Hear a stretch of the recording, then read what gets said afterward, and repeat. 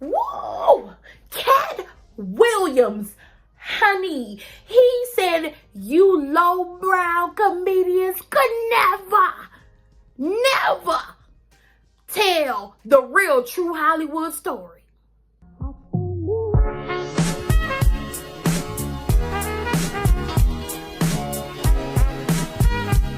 Baby, Katt Williams had time, didn't he? He cleared the room, didn't he? Honey, he left us like, woo. If you didn't get no one-liners out of this, if you didn't feel like he was telling a little bit of truth in this, if you didn't think that a lot of the things he was saying, looking back at the previous people he mentioned interviews on the show, was a little like, you lied right there, bruh.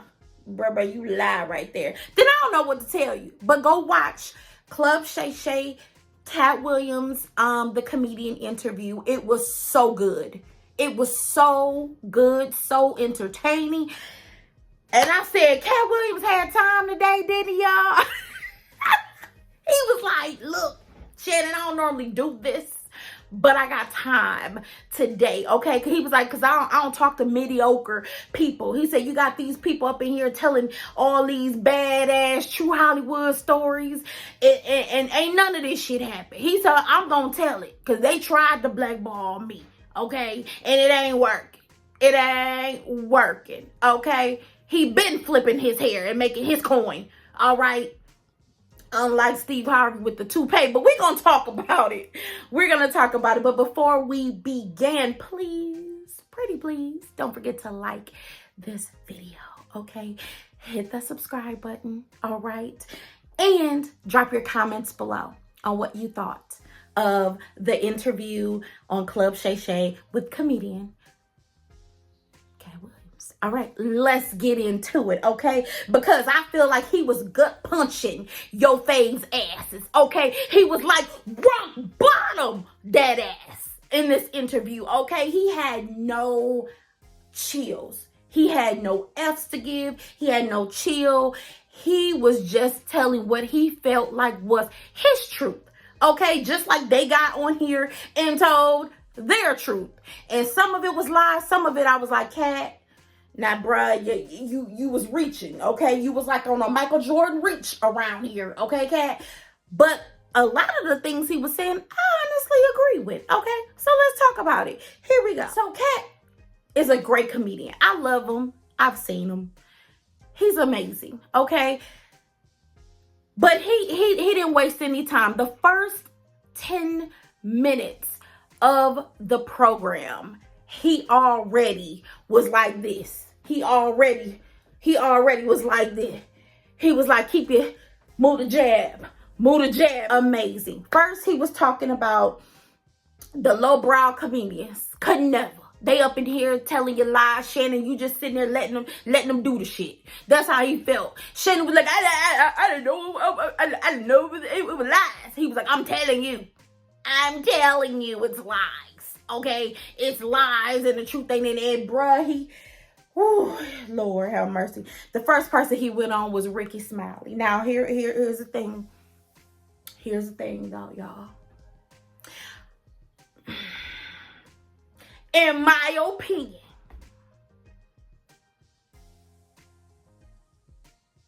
he ain't lying on Ricky Smiley, y'all. I'm sorry. Look, now listen, everybody knows Friday After Next was a black household staple. It was comedy. It was just across the board a very good movie, okay? But Ricky, he ain't lying about some things, okay? The first thing he said was, which I said rounds. In my notes, I put round one, Ricky Smiley, because he was haymaker. He was on some haymaker and rock bottom. He was on some Southpaw type of shit in this interview for this show, okay? He said the Friday After Next, Ricky Smiley was previously on Club Shay Shay and was talking about how he was supposed to be Money Mike. I said, I ain't never seen that. I ain't never seen that. I am a boy, Damon. I can't see him doing that. I could see him playing what he played, which was the Santa Claus. Okay, that got hit and shit by Panky. Okay, cause you're hitting them corners too damn hard. I mean, I can see that. Ricky, don't nobody believe that role was supposed to be switched. Don't nobody believe that. You don't even believe that low key. You don't even believe that was your role, okay? And Katt even brought up, how could that be your role when I wrote for the role myself? I wrote the jokes for that role. So how could that be your role? He's like, I even went as far as creating the wardrobe, my hair, everything. He even said that he took out, an aggressive scene. Excuse me, I was spitting. Oh my God, I'm sorry, y'all. Your sis over here spitting. My apologies. Anywho, he even said he took out an aggressive scene in the role with the executives just to make it a bit funnier. And I will not lie, I enjoyed Friday After Next better than Next Friday. I really did. He wasn't lying, okay?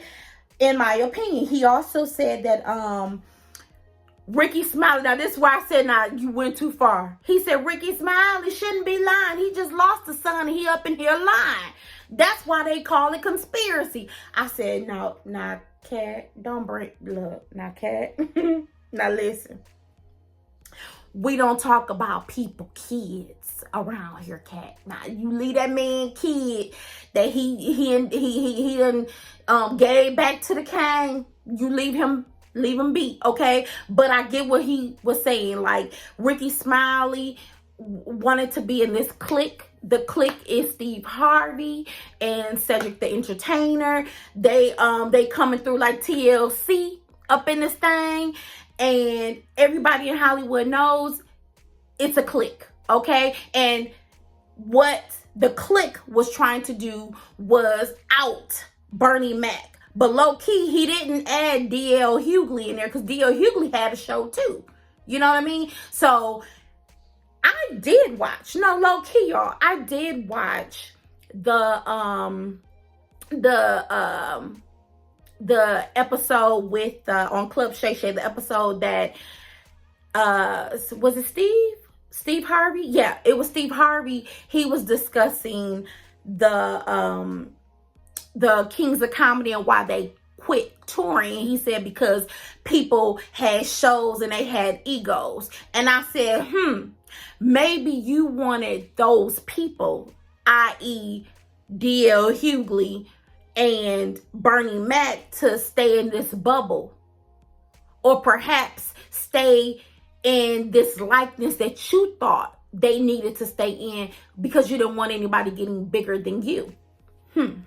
Could it be? I'm just saying, could it be? But Katt Williams went on to say that Ricky just was lying, sitting there lying, and he even put it in his contract that Ricky can never play next to him due to his attitude back then and his egregious behavior. He would not sit or play near or do anything with Ricky Smiley unless he wore a dress.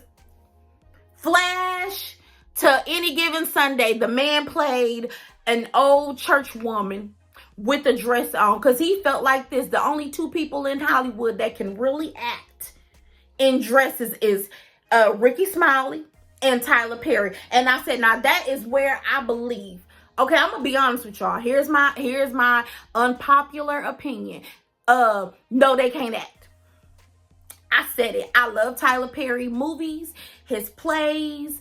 But when he played Alex Cross, I said he can't act. What is the other one? Why Did I Get Married? He can't act. I said it. I'm standing 10 toes down on what I said. He can't act as a man or being himself. He can't act, okay? He probably can host a TV show, but baby, he can't act. But in a dress, in movies and plays, in my opinion, he's amazing, okay? His network is amazing. And his money is amazing. So what do I know? What do I care? It's just my opinion.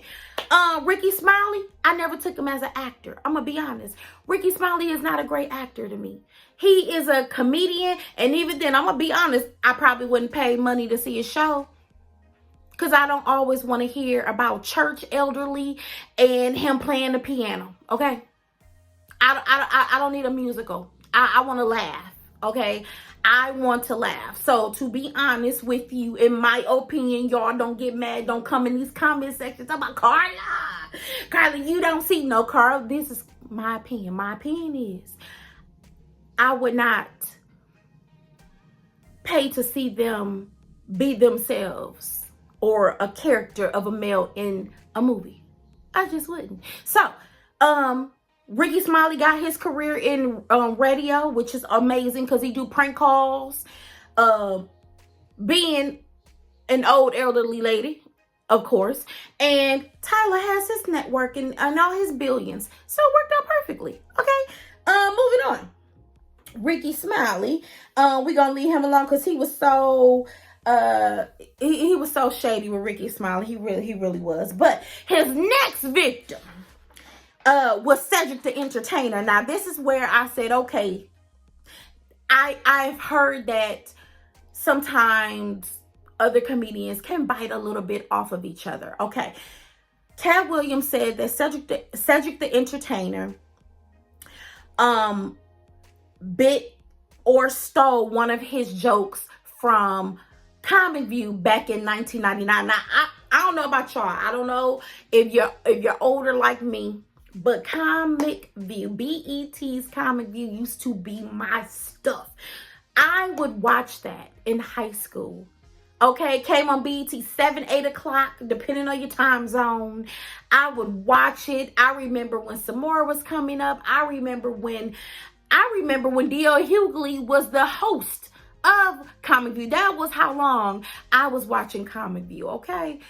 And Def Comedy Jam. But we're talking about BET's Comic View. So, that's how far back this all goes. Well, he felt like he did a joke on BET's Comic View. They used it and then stole his joke and did it on tour at the original Kings of Comedy tour, okay? Now, he did say they've since apologized, but then he got back on Club Shay Shay talking about the joke and that the joke, he did not steal the joke. The joke was far-fetched. I said, okay, Katt. Maybe he used a bit of the joke. I don't know if he necessarily stole the joke, but maybe he kind of used the same concept. Okay? That's all I'm saying. But what was funny, y'all, he says Cedric's up here looking like a walrus.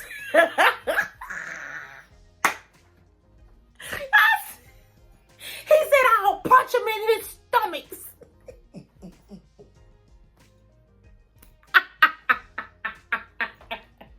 Woo! Then we hit round 3, y'all. Round 3. Steve Harvey. Okay, so he ain't got off of, Ricky Smiley and the whole next Friday. Well, Friday After Next and his that movie that they were in together. Not Any Given Sunday. I'm sorry, that was not the name of the movie. The movie was First Sunday. I'm sorry. So he talks about that. Then he moves on to Cedric and the walrus that he is sitting there looking like. And then he goes to Steve Harvey. He goes so far in on Steve Harvey. I was like, whoa. Like, they got it's like, it goes deep with them, okay? He's talking about how Steve Harvey stole the whole, basically, he stole my life. He went real Dina with it, like Dreamgirls, and stole from Mark Curry the whole concept of hanging with Mr. Cooper. Y'all remember that? Shout out to Countess Vaughn. She played in that show.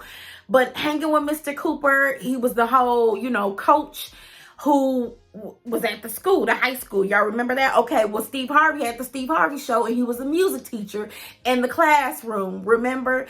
Okay, So he said he stole that whole concept from Mark Curry. He said that he also stole his life. He was never homeless. Katt Williams said, that was my life. I was homeless. Steve Harvey was never homeless. He did not live in his car as he keeps saying he did, because Mark Curry was paying him he was on tour with Mark Curry, and Mark Curry was paying him like $3,000 a show. So he was not homeless. Katt is saying he stole my life. I was the one who was homeless. I was the one who didn't have it. It wasn't him. So that whole story about him not having money and all that, it wasn't that. And even I said that was a little, I mean, to me, that story he was saying, I don't know. To me, it was like he was putting 20 on 10. But that was just me, okay? Now, he was also talking about the toupee. He said that Katt Williams said that Steve Harvey was wearing a man lace front. He said dude was wearing a man unit. He said we all the guys talk about some Steve Harvey stay cut. Steve Harvey got the best lining in the game. Steve Harvey was wearing a lace front. Steve Harvey had a man unit on. Okay, that they was keeping boxed up. That Steve Harvey didn't have no hair. So if y'all remember, because he brought it up, and I'm glad he brought it up, years ago in Detroit, Steve Harvey and Katt Williams had a battle. Kind of like Versus, but it was a comedy Versus in Detroit. And he went on and up, and I saw the bootleg version. I I got it from the bootleg, man. If I could find it, boy, I sure would put it. No, I wouldn't. No, I wouldn't, because I ain't trying to hear YouTube. I ain't trying to get chopped by YouTube. But I remember he went in and revealed that Steve Harvey hair was not real. It was a complete wash. It was a wrap with Steve Harvey, okay? He wrapped up, you know, he did, it was like a chicken Caesar wrap, okay, on Steve Harvey in his career at that moment. And that's why Steve Harvey was broke. He wasn't touring as a comedian anymore. He wasn't getting any movie roles because he can't act. Because he told him, don't nobody want to hear his broken, non-talking English ass. So he wasn't, none of that. None of that was happening. So that's why he went broke, because he wasn't getting the deals that he was getting. And he was going through a divorce. So it wasn't that he didn't want to be a star. It was just that he couldn't be a star because nobody was dealing with Mr. Rags. Y'all remember Mr. Rags? And you got served. Dude said, Katt Williams, the one-liners, y'all. Katt Williams said, Steve over here lying about his life, trying to exile and put out Bernie Mac, who everybody knows Bernie Mac was the real king of comedy. And he over here looking like Mr. Potato Head, lying about his toupee and the hair that he was wearing. Sitting there lying and looking like Mr. Potato Head. When I tell y'all, he had nothing to give Steve Harvey but dust. Do you hear me? Everything that Steve Harvey was talking about, from it was my wife pulled me out, my wife pulled me, he was like, yeah, her and them hood mentalities that she was on, yeah, she pulled you out. He said it. Shannon told him, hey man, you don't get no more alcohol no more, man. I ain't know alcohol was gonna do this to you. He said, I had less to drink than you, Shannon. The line that he said, you know what? He said, the truth doesn't need motivation, because the truth is the truth. I don't need to drink to tell the truth. I don't need motivation to tell the truth. This is the honest truth. They were sitting up in your face telling lies, and you sitting there letting them tell the lies. And Shannon like, I didn't know. He was like, I'm telling you, these true Hollywood story lies that they telling are false. Okay, they are taking something that from another person and adding 10 and 20. He said the reason why Cedric the Entertainer is not successful is because he's just not funny and he don't write his own jokes. He's done 4 comedy specials and not now one of them were so successful that they made it to Netflix or Tubi. I was like, wrap it up. Wrap it up, baby. I was just like, he ain't lying. Like, Cedric, I'm sorry, but that's another comedian. Like, I think he's great in movies. The few he's done, kind of teen pop, kind of corny family movies, I think he's okay and decent in movies. His stand-up, not so much. I like them better in his, you know, in his stand-up days and on the show. Like, that's my opinion. Like, Cedric the Entertainer just never did it for me as a comedian. He just did. He had some great one-liners. He was great on the Kings of Comedy, the movie that they came out with. But as far as me needing to go see him on tour, no thank you. No thank you. I'm good. Now, he talked about Earthquake never being able to get far because he illiterate and can't read. That was funny.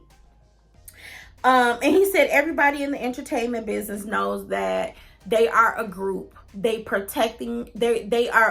protect each other, and they have put each other on. They have gotten far because of Steve putting the word in basically for Ced and basically for Ricky Smiley. So we all know that that's evident, and it's no secret.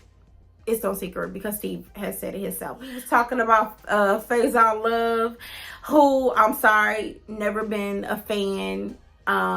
He was talking about Faison Love, all that juicing when he need to just go take his ass to a gym.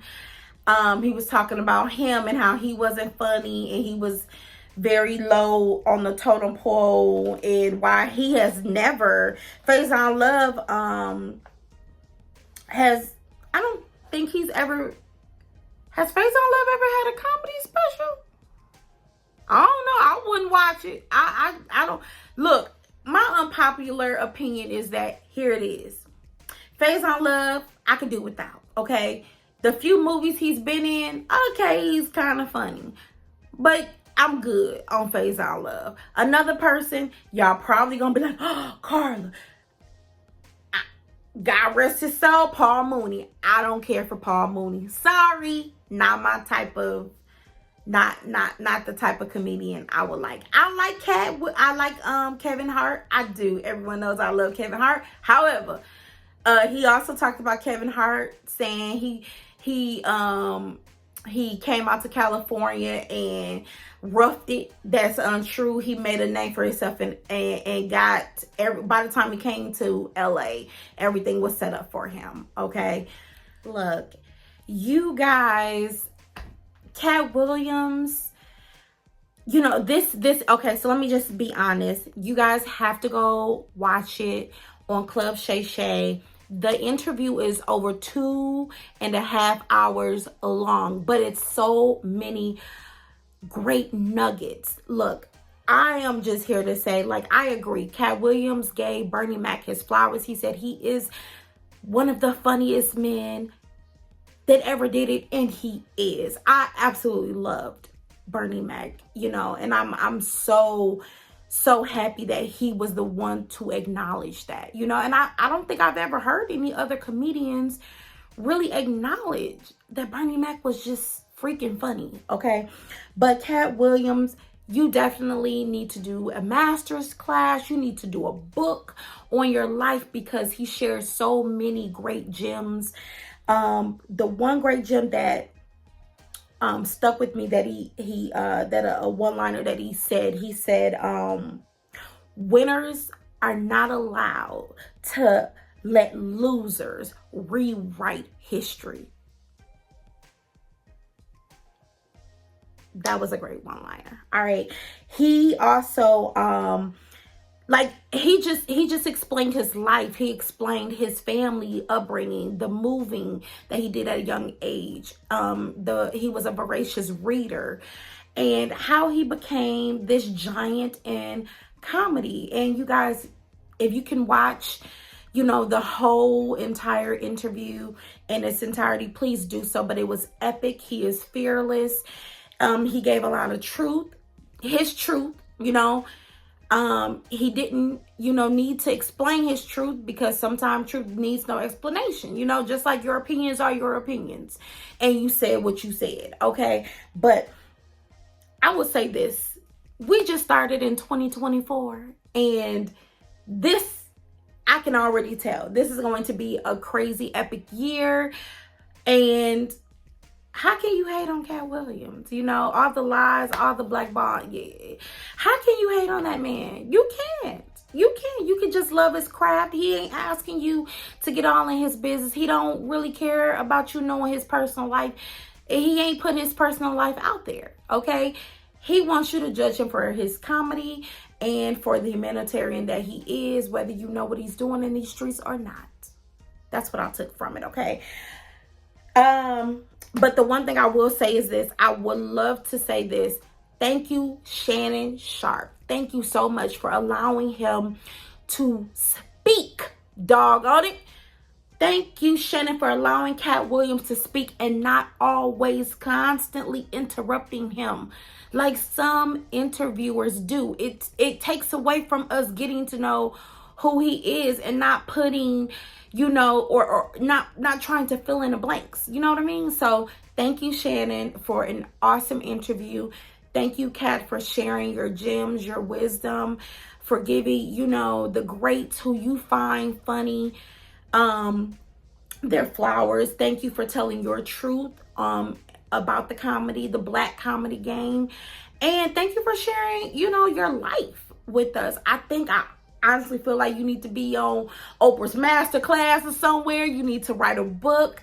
Hell, even a podcast, you know, we'll take it. But, you know, it was a great interview. I just want to give you the first, you know, 10-15 minutes of it and fill you in on a little of what was said, but definitely go watch it. And let me know in the comment section, what did you think? Okay. And what did you get from this epic interview, okay, on Club Shay Shay? All right, I'll see you guys soon. Thank you for watching. Thank you for letting me give you a quick little recap of this amazing man, this amazing interview, and I'll see you guys soon. Thanks for watching. Bye.